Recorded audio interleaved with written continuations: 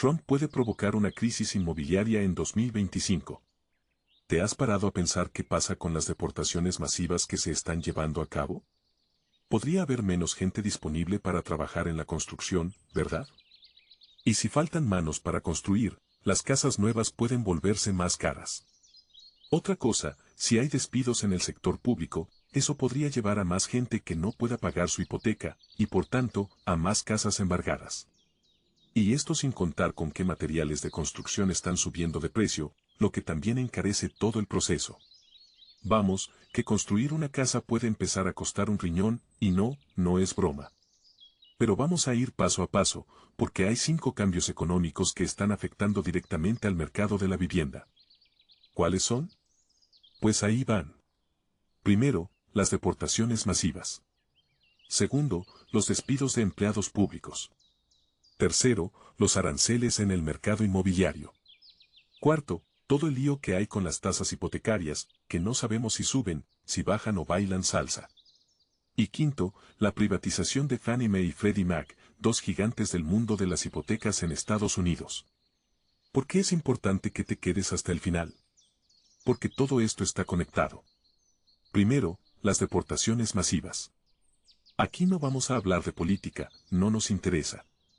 Lo que nos importa es el dinero, las finanzas y cómo puedes protegerte a ti y a tu familia.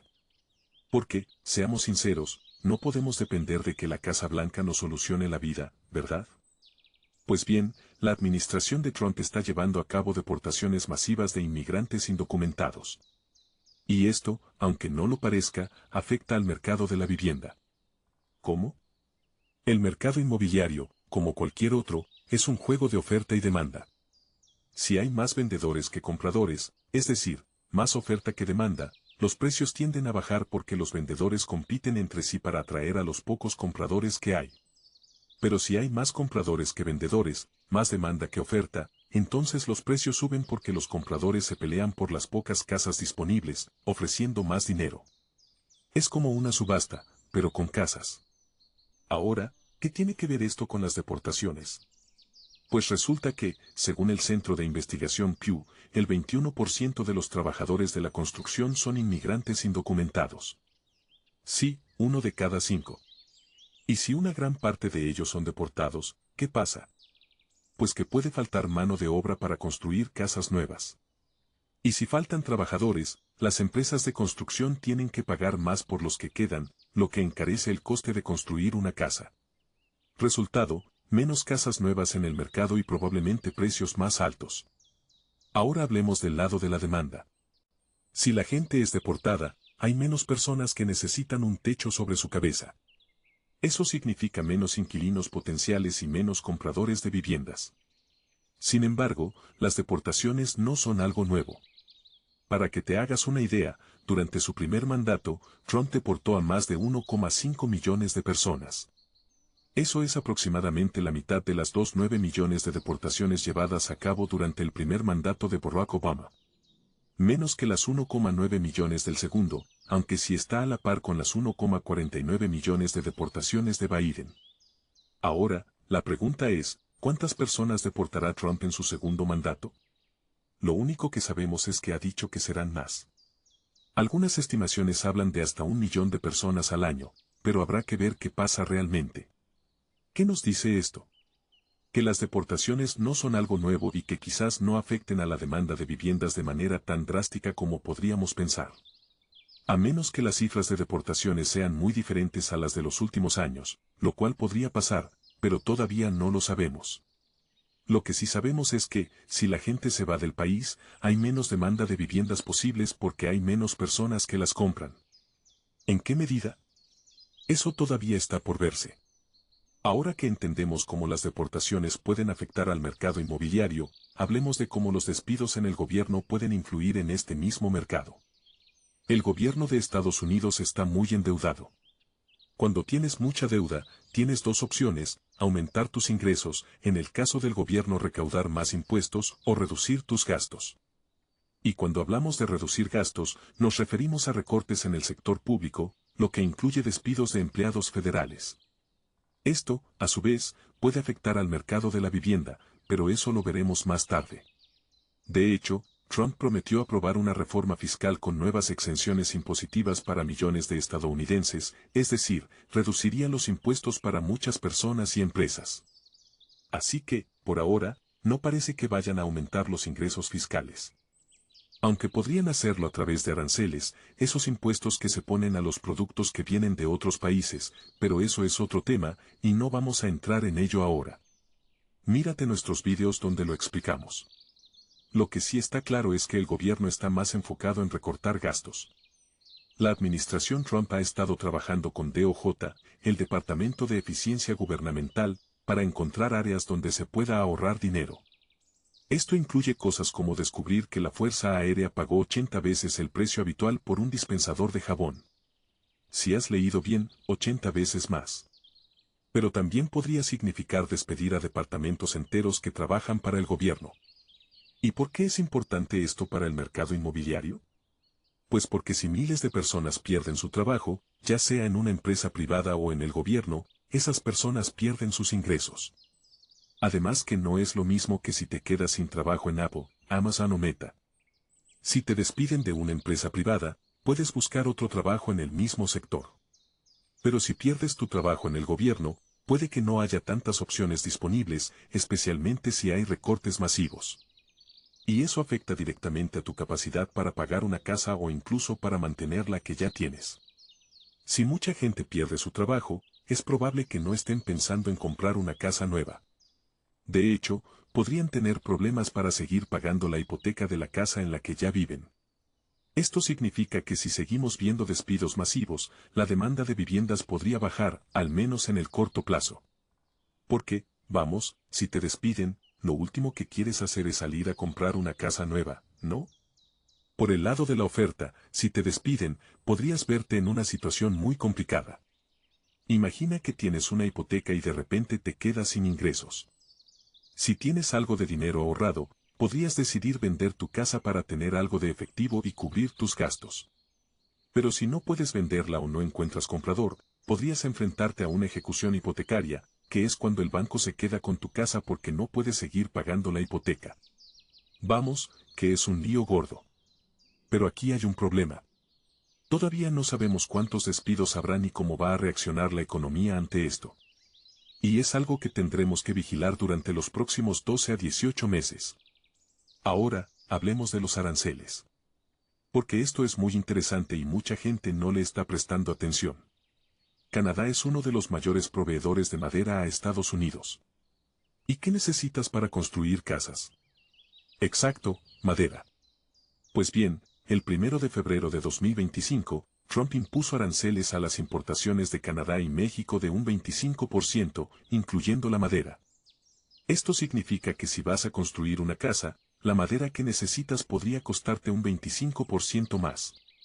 Pero aquí viene el giro. Unos días después de aprobar esos aranceles, Trump los suspendió hasta marzo. Así que ahora estamos en un limbo, esperando a ver qué pasa. ¿Se mantendrán los aranceles o se eliminarán? Esto es importante porque si los aranceles se aplican, el costo de construir una casa subirá muchísimo. Dicho esto, vamos a jugar con la idea de que los aranceles se aprueban y la madera se vuelve más cara. Si la madera sube de precio, construir una casa o hacer renovaciones en tu hogar te costará más. Y como todos sabemos, cuando algo se encarece, la gente suele comprar menos. Es la ley básica de la economía. Si el precio sube, la demanda baja. Así que si los aranceles se aprueban y la madera se vuelve más cara, podríamos ver que la demanda de viviendas baja. Esto significa que si tienes el dinero para comprar una casa, podrías encontrarte compitiendo contra menos gente y con el tiempo bajarían los precios. Una locura, ¿no? Vamos con el lío de las tasas hipotecarias. Las tasas están altas y Trump ha prometido bajarlas. Pero aquí está el detalle. Las tasas hipotecarias no las decide Trump ni su administración. Eso lo hace el Banco de la Reserva Federal, también conocido como la Fed. La Fed establece algo llamado tasa de fondos federales, que es básicamente la tasa de interés que los bancos usan para prestarse dinero entre ellos. Ahora, ¿por qué esto afecta a las hipotecas? Pues porque los bancos usan esa tasa como referencia para decidir cuánto cobran de interés en los préstamos que te dan a ti, como las hipotecas. Si la tasa de fondos federales sube, los bancos te cobrarán más intereses por tu hipoteca. Si baja, los intereses de tu hipoteca también bajarán. Es como un efecto dominó. Lo que pasa entre los bancos termina afectándote a ti. Ahora mismo la Fed no está muy interesada en bajar las tasas de interés de manera agresiva en 2025. ¿Por qué? Porque están preocupados por la inflación, la economía y los aranceles. Y debido a esas preocupaciones, no quieren bajar las tasas tan rápido.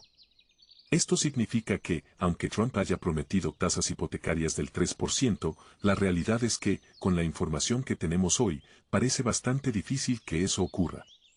Pero ojo, siempre está el factor X. ¿Qué es el factor X? Pues algo que no sabemos hoy, pero que podría cambiar las reglas del juego. Por ejemplo, el gobierno podría crear un subsidio para ayudar a la gente a obtener tasas hipotecarias más bajas. O podría lanzar un programa nuevo para facilitar la compra de viviendas. Así que, aunque hoy parezca complicado, nunca se sabe qué podría pasar mañana. ¿Pasará eso? No tenemos ni idea, pero es algo en lo que hay que pensar. Por ahora, las tasas hipotecarias no parece que vayan a bajar drásticamente en 2025 a menos que ocurra algo inesperado, ese famoso factor X del que hablamos antes. Si las tasas se mantienen altas, puede que no afecten mucho a la oferta o la demanda, porque la gente parece estar acostumbrándose a las hipotecas del 7%. Pero si las tasas bajan, la cosa cambia. Imagina que las hipotecas caen al 4%. De repente, más gente diría, oye, ahora sí me interesa comprar una casa. Esto podría aumentar la demanda, haciendo que los precios suban. Por otro lado, las tasas hipotecarias más bajas también podrían aumentar la oferta, lo que parece un poco raro, pero tiene su lógica. Muchos propietarios tienen hipotecas con tasas bajísimas, del 2,8% o 3,5%, que consiguieron en 2021. Si las tasas están al 7%, no quieren vender su casa porque tendrían que renunciar a esa tasa tan buena y pasar a una hipoteca mucho más cara. Pero si las tasas bajan al 4% o 5%, la diferencia no sería tan grande y más gente podría decidir vender su casa. Es decir, pasar de una hipoteca del 2,8% a una del 4% no es tan dramático como pasar a una del 7%. Así que, en resumen, unas tasas más bajas podrían aumentar tanto la demanda como la oferta. Y ahora, por último pero no menos importante, hablemos de Fannie Mae y Freddie Mac. Si tienes más de 30 años y recuerdas la crisis financiera de 2008, seguro que estos nombres te suenan. Fannie Mae y Freddie Mac eran empresas privadas cuyas acciones se compraban y vendían en la bolsa. Pero cuando llegó la crisis de 2008, se hundieron y el gobierno tuvo que rescatarlas. Ahora son lo que se llama entidades patrocinadas por el gobierno, lo que significa que son una especie de híbrido. Son empresas privadas, pero el gobierno las respalda y asegura que no vuelvan a colapsar. Básicamente, el gobierno está detrás de ellas vigilando que todo funcione bien.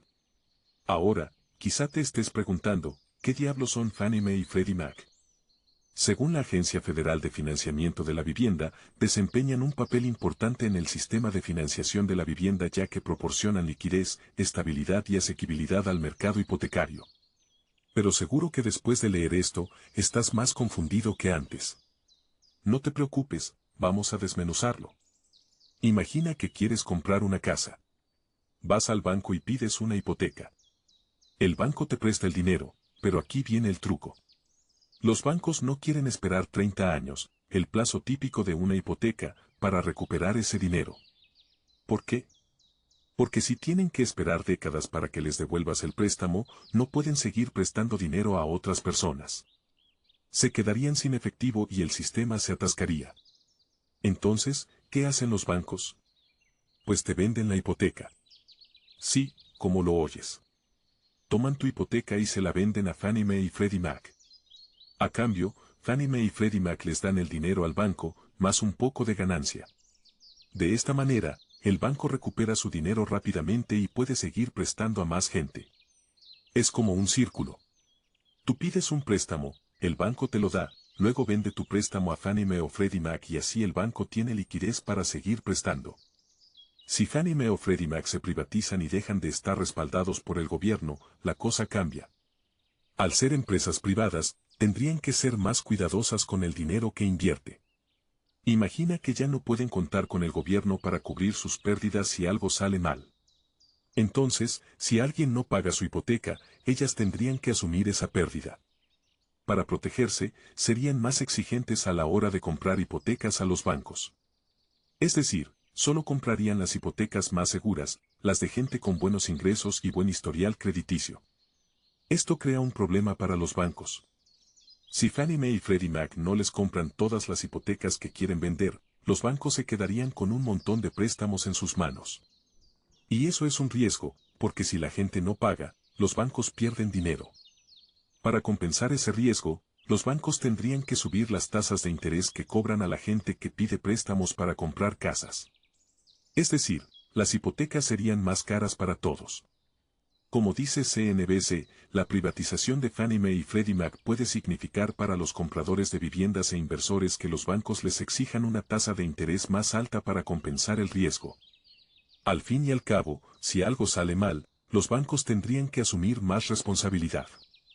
Y eso se traduce en hipotecas más caras para ti. Pero ojo, todo esto es especulación. No sabemos exactamente qué pasaría si Fannie Mae y Freddie Mac se privatizan. No sabemos qué reglas se les impondrían, ni qué tipo de respaldo tendrían. Simplemente estamos imaginando posibles escenarios. Sin embargo, si eso llegara a pasar, es casi seguro que sacudiría el mercado hipotecario y, por tanto, el mercado inmobiliario. ¿Cómo? Pues si las tasas hipotecarias suben, la demanda de viviendas podría bajar, porque menos gente podría permitirse pagar una hipoteca más cara. Y no solo eso, la oferta también podría reducirse. Imagina que tienes una hipoteca fija a 30 años con un interés del 4% y de repente las nuevas hipotecas están al 8%. ¿Venderías tu casa ahora? Probablemente no, porque tendrías que cambiar tu hipoteca del 4% por una del 8%, y eso no mola. Así que si las tasas suben, la gente podría quedarse en sus casas, reduciendo la oferta de viviendas en el mercado. Pero claro, todo esto son suposiciones.